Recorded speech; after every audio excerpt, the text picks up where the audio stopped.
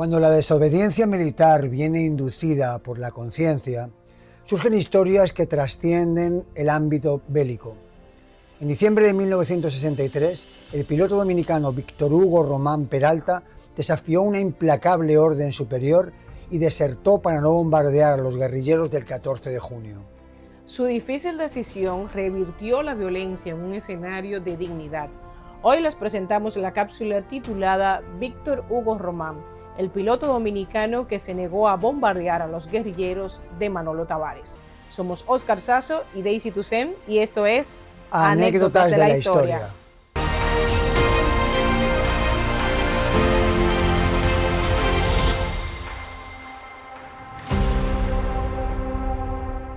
En plena Guerra Fría, Latinoamérica estaba plagada de dictaduras consentidas, amparadas y en no pocas ocasiones provocadas por los servicios de inteligencia de los Estados Unidos, ya que cada uno de los tiranos que las gobernaban suponía para la cruzada yanqui un luchador anticomunista que arremetía contra cualquier movimiento de izquierda que pudiera acercarse siquiera a las posiciones de la Unión Soviética. En sus respectivos países, los dictadores gozaban de impunidad para irrespetar los más básicos derechos humanos, etiquetando automáticamente de comunista a cualquier disidente. De la misma manera, tenían carta blanca para ejercer a voluntad cualquier tipo de enriquecimiento ilícito. Para comprender el acto heroico de Víctor Hugo Román Peralta, debemos remitirnos a la turbulenta política dominicana de finales de los años 50 y principios de los 60. El dictador Rafael Leónidas Trujillo, desde su ascenso al poder en 1930, había seguido al pie de la letra los lineamientos marcados desde la Casa Blanca. Sin embargo, su última década convulsionó por el crecimiento de la oposición y la represión feroz, pero había más razones. El egocentrismo y la megalomanía ascendente del dictador provocó que comenzara a tomar decisiones sin la anuencia del gobierno norteamericano, que de una forma u otra se veía afectado en sus intereses, como fue el secuestro en Nueva York, traslado a Santo Domingo y posterior desaparición de Jesús de Galíndez, representante del gobierno vasco en el exilio, cuando ya trabajaba para el gobierno norteamericano. El atentado contra Rómulo Betancourt, presidente de Venezuela, escandalizando al resto de presidentes de la Organización de Estados Americanos, y también el asesinato de las hermanas Mirabal, soliviantando a una buena parte de la población dominicana.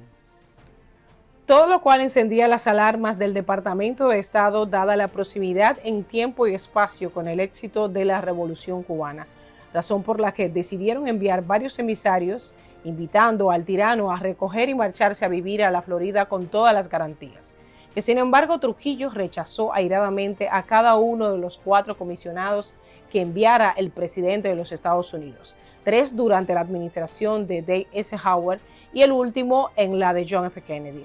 Finalmente se produjo su ajusticiamiento, que era el 30 de mayo de 1960. Inmediatamente después, el 19 de noviembre de ese mismo año 61, tuvo lugar la rebelión de los pilotos liderada por el coronel Rafael Rodríguez Echevarría, la cual provocó la salida de los Trujillo del país, poniendo fin a su dominio de 3 décadas. A partir de ese momento hay 2 gobiernos provisionales, el primero presidido por Joaquín Balaguer y el segundo por Rafael Bonelli, quien llevaría al país a las primeras elecciones libres después de la dictadura, un 20 de diciembre de 1962, que las ganó el profesor Juan Bosch, quien establece un gobierno con vocación social, creando por ello molestias a sectores como la Iglesia Católica, el Ejército y al alto empresariado.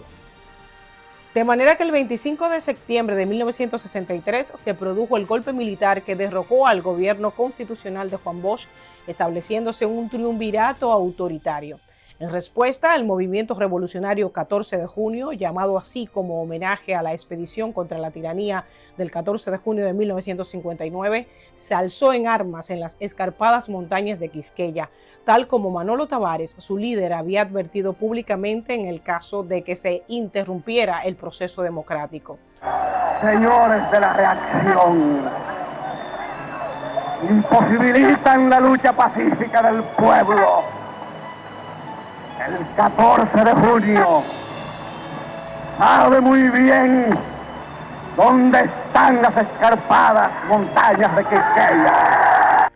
Lo hizo desplegando 6 frentes guerrilleros distribuidos por las montañas de toda la geografía dominicana para forzar el restablecimiento del orden constitucional.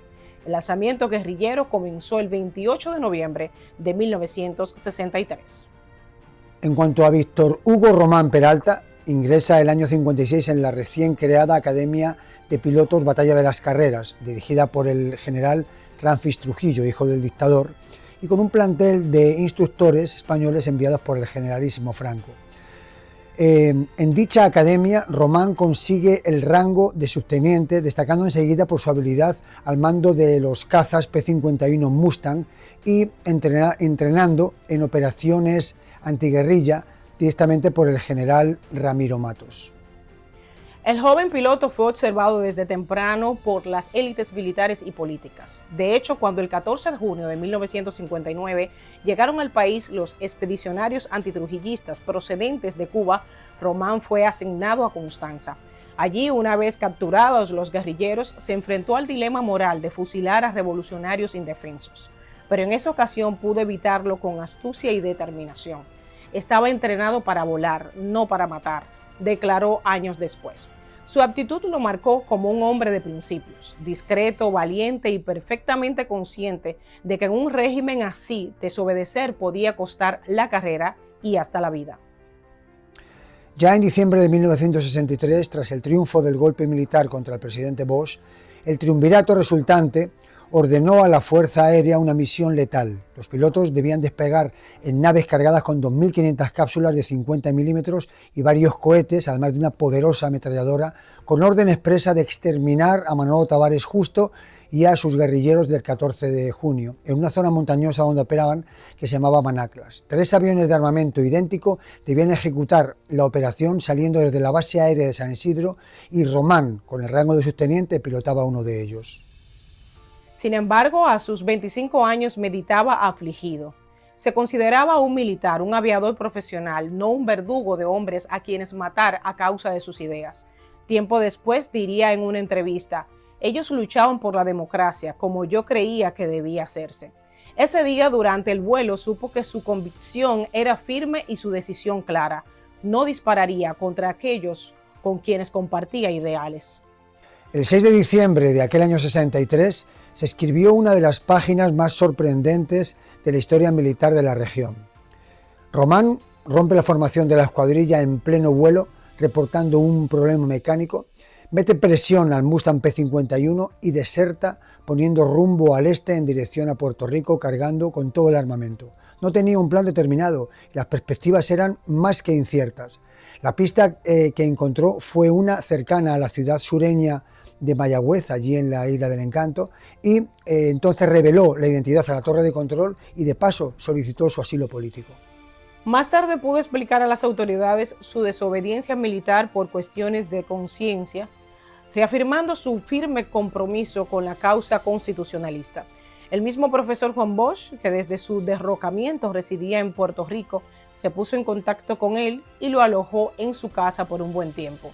En cuanto a las columnas guerrilleras del 14 de junio, corrieron con peor destino. Una a una fueron cayendo bajo el fuego de las fuerzas antiguerrilla adiestradas por asesores norteamericanos, quienes se habían asegurado que no se volviera a repetir otra revolución cubana. Después de 2 semanas, solo quedaba en pie la columna que operaba en la zona de Manaclas, comandada por el mismo Manolo Tavares. Pero el hambre, el agotamiento por la falta de preparación de la mayoría de la tropa y la falta de apoyo campesino provocaron que la columna terminara aceptando la oferta del triunvirato para una rendición honrosa. Pero en cuanto entregaron las armas, los militares los mataron a todos.